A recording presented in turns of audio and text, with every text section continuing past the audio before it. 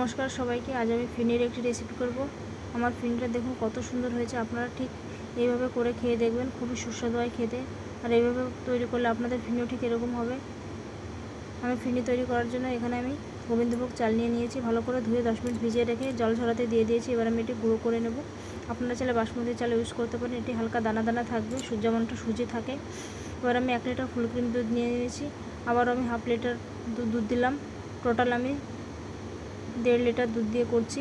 আপনারা চাইলে কম বেশি করে দিতে পারেন। এবার আমি দুধটা ভালো করে ফুটিয়ে নিয়ে ওপর দিয়ে গুঁড়ো করা চাল দিয়ে দেবো। একসঙ্গে সব দেবেন না, অল্প অল্প করে দেবেন আর নাড়াবেন, তাহলে জমাট বেঁধে যাবে না। এবার আমি হালকা গরম দুধে 2 প্যাকেট গুঁড়ো দুধ ভালো করে মিক্স করে নেব। গুঁড়ো দুধ দিয়ে আমি মিক্স করে এবার আমি ফিরনির মধ্যে দিয়ে দিলাম। পরিমাণ মতো চিনি দিয়ে দিলাম।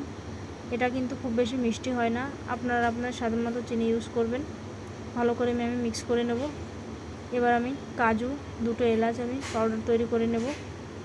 এটি এবার আমি উপর দিয়ে ছড়িয়ে দিয়ে দিলাম। এবার স্বাদ মতো নুন দিয়ে দিলাম। আপনারা যদি নুন খেতে না চান নুন দেবেন না, আমি স্বাদ মতো নুন দিয়ে দিলাম অল্প পরিমাণে। এরকম থিকনেস হবে। এবার আমি ঢেলে নেব। এটা ঠান্ডা করে আমি ফ্রিজে রেখে দেবো। ফ্রিজে রেখে 2 থেকে 3 ঘন্টা পর আমি সার্ভ করবো। দেখুন কত সুন্দর হয়েছে, একটুও পড়ছে না, পুরো জমাট বেঁধে গেছে। আপনারা এভাবে একবার তৈরি করে খেয়ে দেখবেন। সবাইকে ধন্যবাদ। প্লিজ আমার চ্যানেলটি সাবস্ক্রাইব করবেন, আমার পাশে থাকবেন। সবাই ভালো থাকবেন।